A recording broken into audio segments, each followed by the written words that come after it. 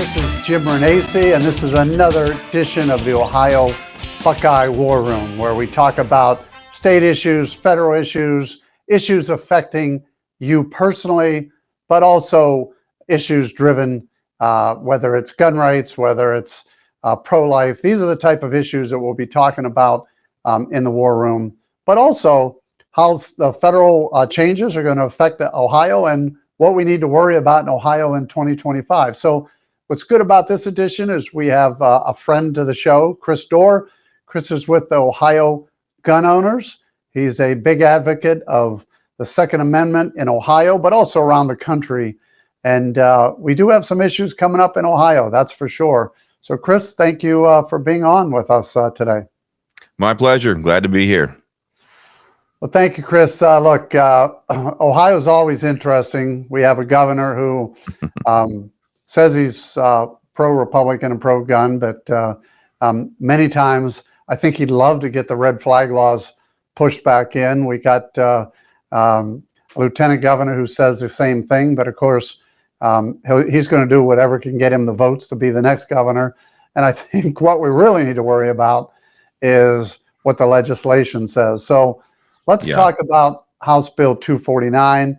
I mean, this sounds like another attempt bringing back red flag laws for Mike DeWine and John Husted. What can you tell the listeners about 249?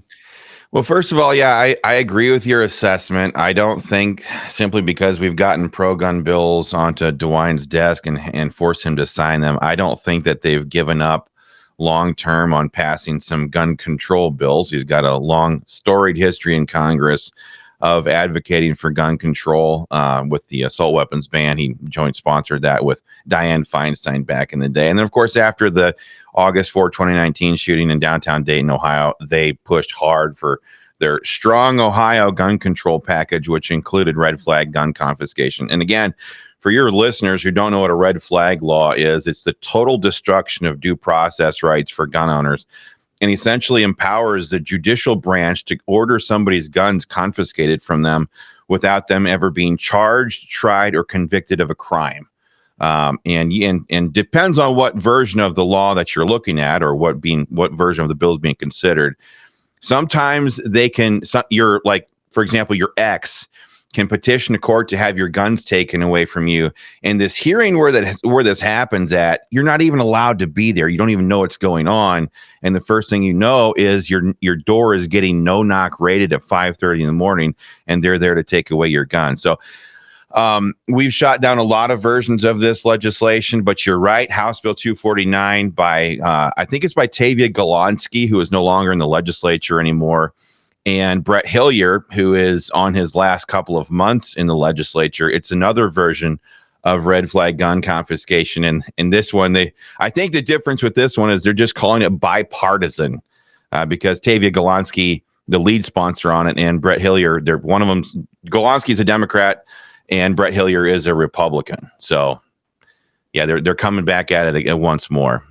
So do you think this, well, I mean, where does this go through the end of this year, and where does this go next year? Is this something Ohioans should be concerned about, especially somebody who supports the Second Amendment? I think that House Bill 249 itself would face a lot of difficulty in trying to get through the General Assembly in the remainder of this legislative session. There's been a huge speakers battle going on right now, and if Senate President Matt Huffman, who is now the Speaker elect, if he was allowed to, or if he were to allow a gun control bill like this through the Senate chamber right now, I think that would be very bad for his chances of remaining the Speaker of the House. So I think this bill is dead, but this issue is not dead. And here's why. It's because there's so many Republicans, like we just talked about, Mike DeWine, John Husted, some of these people that constantly flirt with this idea of red flags because they think it's okay for Republicans to pass this stuff. We've seen a couple of different states pass it, and that's why Ohio gun owners and our members have been constantly warring against it. We're always militant about it, and we've definitely been putting pressure on the General Assembly to make sure they know that the gun voter base is mobilized and ready to engage on this stuff. Well, again, that's good to hear. And we really need to be vigilant Yes, when it comes to protecting our Second Amendment rights. Um, you where bet. where are we at with House Bill 51, SAPA House Bill 51, and what is taking so long to get this done? Yeah, SAPA, the Second Amendment Preservation Act, it's a simple bill. It simply says that Ohio law enforcement, which Ohio taxpayers pay for to enforce the Ohio laws that our General Assembly passes, simply says that they're not allowed to enforce federal gun control laws anymore. It's a very basic idea rooted in the 10th Amendment, and it's very powerful. This is one of those pieces of legislation that got caught in between the rock and the hard place when it comes to this speaker's battle. We got a lot of momentum on this bill early out of the gate in the 135th General Assembly, got it out of the House Government Oversight Committee, but then it promptly got sent to the Rules Committee, where it's been stuck ever since, simply because a bunch of rhinos, several of which are not going to be coming back in this future General Assembly because they lost their primaries. A bunch of rhinos stood up in caucus and raised a stink about that bill, about passing that bill. And because there was a speaker's election going on at the time, Speaker Stevens at that moment couldn't afford to let some of those people flake off on that bill. And so he's kind of kept it in the drawer over there at the Rules Committee ever since. So that's currently where it's at. We have some plans. We're trying to work to get it out of the committee right now. We'd love to get that thing on the floor right now in lame duck session, but that remains to be seen. Yeah, it seems like that bill was moving right along, and then it hit a wall. I remember that I was down at the State House when I Yes. think there was some discussion about it, and that was months ago. So that's it's amazing how quickly that hit the wall. Yeah, about a year ago right now is when we got it out of the House Government Oversight Committee. And really the big thing that caused some of these rhinos to stand up in caucus and oppose the bill is because Ohio's law enforcement associations, not the law enforcement officers themselves, but the association heads, they are the ones who stood up and started opposing this legislation. They started messaging law enforcement, telling them to message their state representatives. And of course, when that happens, a lot of the legislators go, wait a minute, we're for law and order. We support the blue. What's going on here? But the fact of the matter is that the FOP and some of these law enforcement associations have consistently testified against gun rights quite oftentimes for the last 20 years. So they're very much keeping in line with what they normally do, which is oppose gun rights bills. And this time the rhinos were successfully able to leverage that opposition to putting a roadblock up in front of the bill. And can you explain again for anybody listening to the podcast what this bill would have done for law enforcement officers?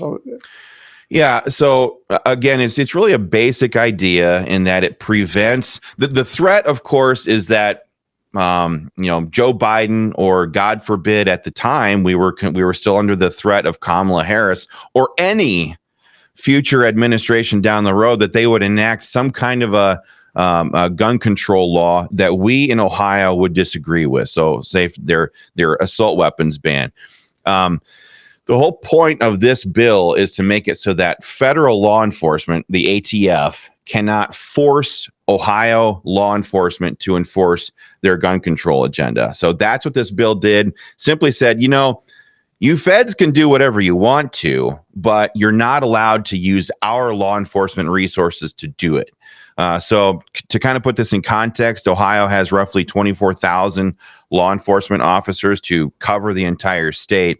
The ATF only has about 7,000 officers total to cover the entire country, and 3,500 of those are actual enforcement officers. So they have 3,500 officers. They can't enforce federal law on a widespread scale. SAPA would have made sure that they were never able to enforce their federal gun control on any meaningful capacity here in the state of Ohio. And sadly, we've got a little bit of work to do yet, and we're very optimistic about this next General Assembly, which has a whole brand new crop of pro-gun legislators that we're looking forward to work with to get this ball continue moving forward.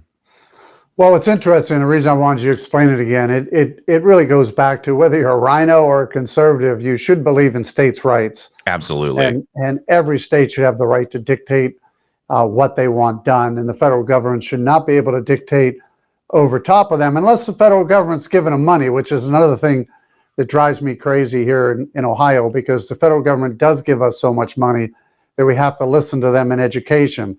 We have to listen to them in Medicaid. But we definitely don't have to listen to them when it comes to the Second Amendment. So I appreciate this bill and the work that you're doing to try and get this passed. Yeah, it's our pleasure. A lot of times people don't remember the fact when people sit there and think about the government, they think, oh, the federal government's up here. We're just lowly states. No, that's not true. The states got together and created the federal government. The states are the parents of the federal government, and a lot of times those people in DC like to act like we out here in flyover country are just a bunch of garbage, right? That's what they called us all. Garbage, deplorables, you name it. But actually, we're the ones who are in charge of federal government, and this bill would have been I want to be clear about this. We're going to get it across the finish line. It's just a matter of how many politicians have to get thrown into the gutters of Ohio history, their political careers, I should say, before we get there. So we're very confident about that. Well, I'm glad you said that. Look, you're exactly right. The federal government was born out of the states, and it was to give the federal government limited power. Yeah. Today, they're addressing like they own and have excessive power. We need to be able to push back on that. So again, appreciate that. Hey, Chris, we just had a internal speaker's election. There was a new speaker. We know that the Ohio Gun Owners was supporting another choice. What's the prognosis in your mind for a Second Amendment community under a Huffman-led House? When we were first considering, being public about the differences between these two candidates, it's one of those decisions that you sit there and wonder, somebody's going to win, somebody's going to lose this. But at the end of the day, Ohio gun owners and our members and supporters are always going to play the hand that we have in front of us. So I think we're going to see some strong legislation come forward in this next General Assembly, the 136th General Assembly. The fact of the matter is that nobody, not Speaker Stevens nor Senate President Matt Huffman, have passed a substantial and meaningful gun bill in the last 2 years. I don't think that's going to be allowed to continue moving forward. There's a strong contingent of pro-gun legislators in the Ohio House that have now voted for this guy, for Matt Huffman to become the Speaker of the House. I think we're going to see some really solid legislation put forward here that he's going to have to either, let it advance through the legislative process, or if he begins to start blockading that stuff, he's going to have to deal with the ramifications of that and the potential for another candidate to arise for the next speaker's election, which would be in 2 years. So one thing I'll say about Matt Huffman is this, the Senate chamber may not have been a leader when it comes to Second Amendment for the last 2 years, but going back a little bit further than that, you did see where when we got pro-gun legislation out of the House and sent it over to the Senate, he didn't sit on it very long. And I think we can recreate that dynamic by getting some solid pro-gun bills introduced in the 136th General Assembly right away. And I'm looking forward to it. How about the Senate President? Has not been a lot of discussion there because the battles seem to be in the House. Where are Ohio gun owners on the Senate President? What are your thoughts with the individual who's been elected? Well, to be honest with you, we're not looking at originating legislation on the Senate side. I think you probably remember how this is. When you introduce legislation, you want it to be as strong and robust as possible because somebody is going to try to hack that thing to pieces throughout the legislative process. So by pretty much anybody's standards, I think you could take a look at the House Republican caucus and see a whole lot of more staunch pro-gun Republicans over there. So we're going to be working with them to introduce the legislation and get it moving through the process over there. And then we're going to turn our attention over to the Senate side. So that's kind of our hot take on it in a nutshell. Yeah, the only reason I bring it up is whether it's in the federal government or even the state government, the Senate seems to be the one that always can put a stall to it, can cause issues. I know when I served in Washington, I mean, the Senate killed 90% of the bills we pushed over there. They just didn't act on them. And they're here in Ohio, we've had the Senate kind of delay some of these bills too. Yeah, they're definitely not as responsive because they don't have to face the voters near as often. And I think that's how the whole system was designed. Honestly, we don't want legislation to be able to blow through because we saw what happened, for example, in Florida, where in 2018, they had a big old shooting down there at Parkland. And then the reaction was a lightning speed move of legislation through the legislative process where they passed red flag gun confiscation waiting periods. They increased the age to purchase a firearm. We don't like it that when legislation can move fast. So we don't mind that slow process over there in the Senate. But again, like I said, we had the Senate, the Ohio Senate hasn't had any pro-gun legislation to really consider for the last couple of years because the House Republicans, who are supposed to be more responsive, were the ones that were dragging their feet. So they got a little bit of a pass in the last 2 years. I don't think we're going to be able to let that happen again. So we're looking forward to seeing what the Senate does after we do the hard work of getting it out of the House. Good.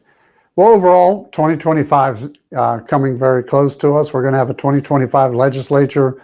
What are your thoughts? I mean, you know, you've touched a little bit about this, but do you feel it sounds like you feel this is more of a favorable House than in the past for gun rights. Again, you still have to get things passed. What are your overall thoughts? How many champions of gun rights do you see now? How many new champions do you think you have? I mean, it'd be interesting for our listeners to know. Yeah, I think we've got 3 or 4 old war horses, as we like to call them, in politics, who are definitely eager to start dropping some bills and introducing bills and getting things rolling along. We've got some great new people that got elected in this last elections. When it comes to like the overall climate, I would say that I feel very optimistic, and here's why. It's because when you look at what happened on November 5th of this year. Every election cycle, people talk about mandates. I really believe at this time that there was a mandate that was given to not just Washington, D.C., which kicked out the incumbent Democrat president, or his party anyway. He got deposed by his own party, but kicked out the control of the White House, flipped control of the U.S. Senate. There's a clear mandate there that we, the people, are sick and tired, and we want to take our country back from these absolute radical leftist lunatics, to put a whole bunch of adjectives together there. So we elected that to DC, and I think the electorate is demanding changes. I think we're going to be able to harness that demand for results in the Ohio State House as well. I don't think that business as usual, and that's why we took the position that we did in the speaker's elections, because Matt Huffman, for most intents and purposes, represents business as usual. This establishment class of gatekeepers that have been kind of controlling things in Columbus for quite some time. I don't think that's going to be allowed to go or to remain the norm moving forward, especially if we see President Trump start taking a sledgehammer to the regulatory state. To start deporting all these criminal illegals. When we see results at the federal level, I think people are going to take a look at Columbus and be like, what are you people doing for us?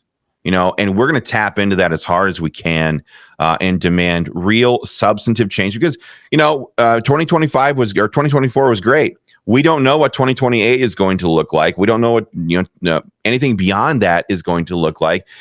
We don't know if there's always going to be a pro-gun person in the White House or controlling Congress. So we need to make hay while the sun shines. I'm an old Iowa farm boy growing up. We need to do that. We have the votes to do it. This is what the people of Ohio elected these Republican majorities for. And I think we're going to be able to leverage that successfully. I'm looking forward to trying. You touched a little bit on the federal side. I just wanted to ask you, do you see any roadblocks in Washington? Do you see anybody that Trump has, put in the cabinet who might be problematic? Yeah.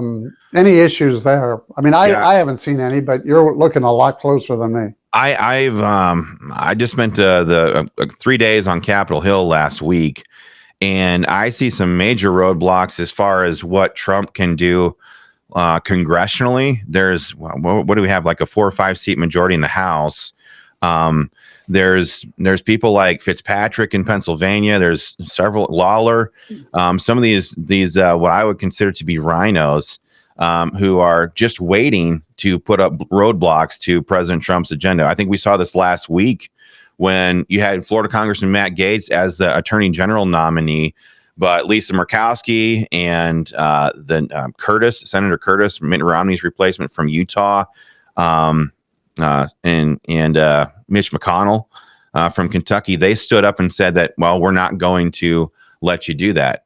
And they mustered enough votes to block Matt Gaetz as the Attorney General nominee. And now we've got this Pam Bondi, who is a full-blown gun control supporter, from the Attorney General of Florida. She's the new nominee. Yeah, I see problems. And it's pretty unfortunate, but guess we'll have to see what happens. I think if I was a Republican, I'd be very careful if I was a Republican U.S. Senator in trying to block some of Trump's nominees, because he could set up shop in your backyard and recruit a primary opponent against you and inflict some damage, as it were. So, well, the only thing I would tell you there is I do know a lot of Republicans who do not support Trump, and Trump actually tried to remove them, and they've been able to win successfully. So they're probably going to continue to keep that attitude. But you said something that's really important, Pam Bondi. I mean, I actually know Pam. I did not know she was as anti-gun, pro-red flag as she is, but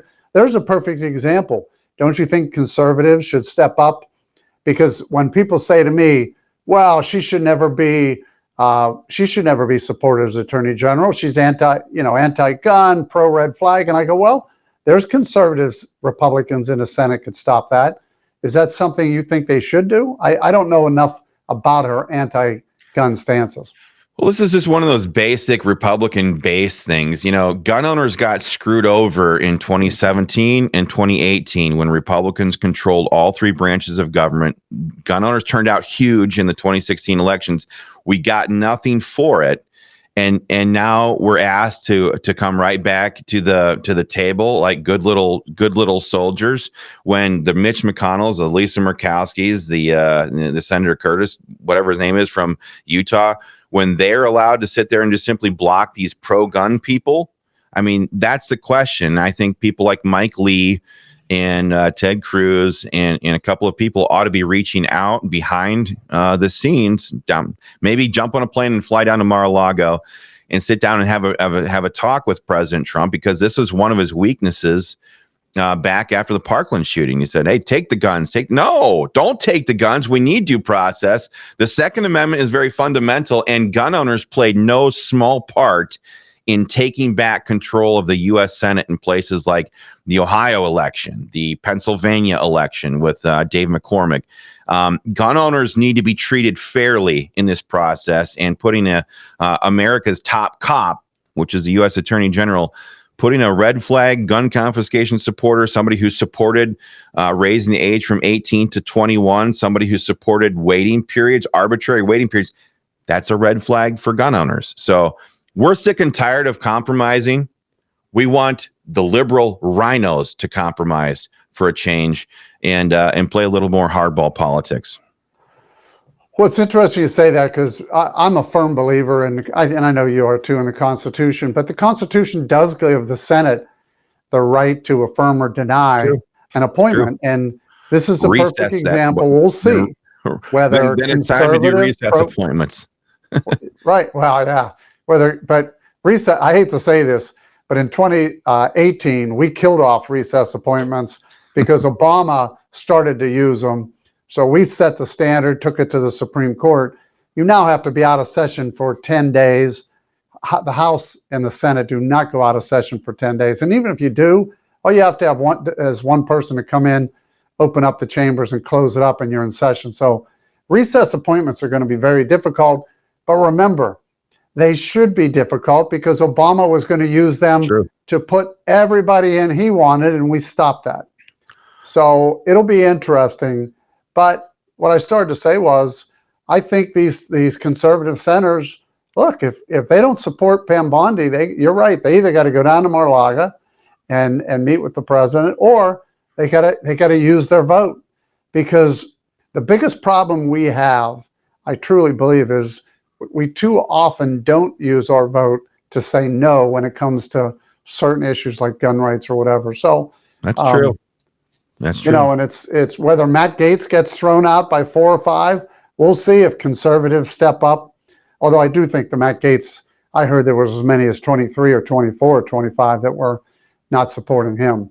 That gets to be, as you're very well aware, hill inside baseball very quickly. And was Matt Gaetz, does he have to be the guy? I'm not saying that. I'm saying there's some great alternatives out there. Missouri Attorney General Andrew Bailey, Ken Paxton from Texas. I mean, these are great attorney generals in their state, far more respective of the Second Amendment. And, you know, like you said, I think it's time for these conservative senators to step up and say, hey, or at least fly down and say, hey, President Trump, come on.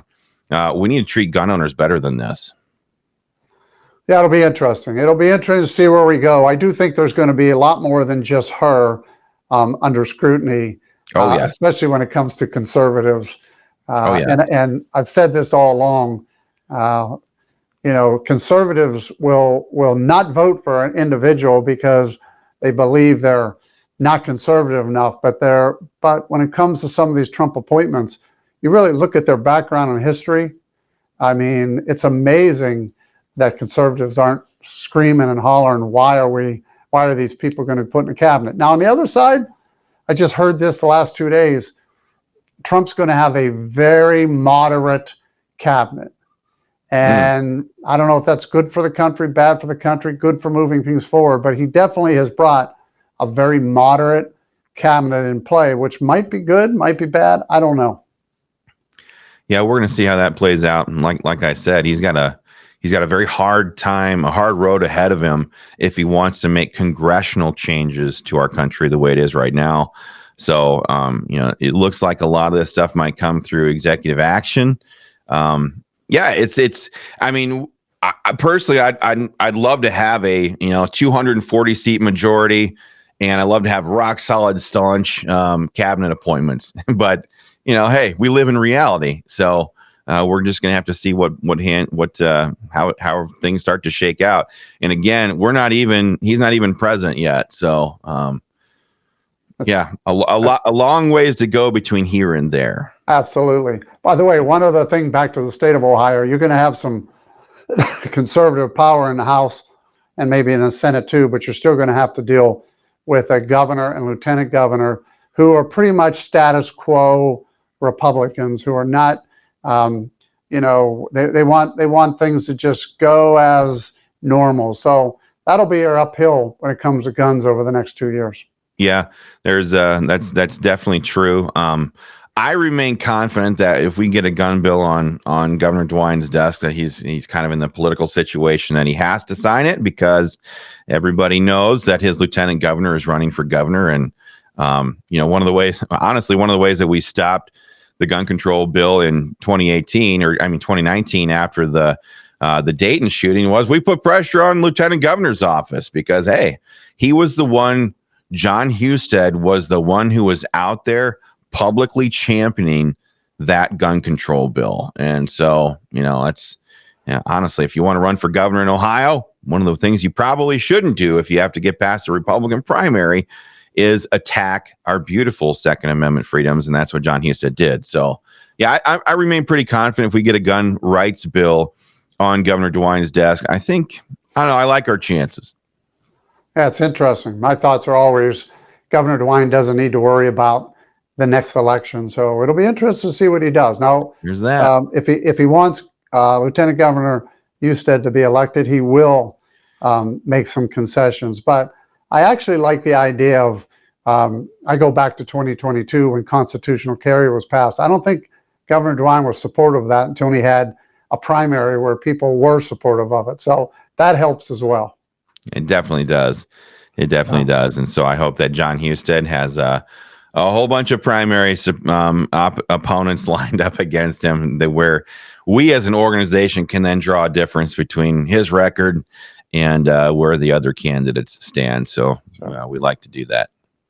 Well, again, Chris, I want to thank you for being on. This is very informative for those, especially the gun rights owners here in Ohio, to hear from you, to hear some of the thoughts of what's going on, so they at least know and can be prepared as to what we're going to see and what we hope we're going to see in Ohio in 2025.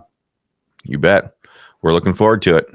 All right. Well, thank you again for being on. This is the Buckeye War Room. Again, I appreciate the viewers who have watched this, especially the Second Amendment viewers, to see what's going on. These are the type of shows we're going to continue to have, whether it's Second Amendment, whether it's legislation, whether it's spending. It's important for Ohioans to get an idea and to know what's actually happening down in Columbus as well as down in DC. And we hope to be that informative channel for you. So thanks again for tuning in. This is another episode of Buckeye War Room. Jim Renacci signing off.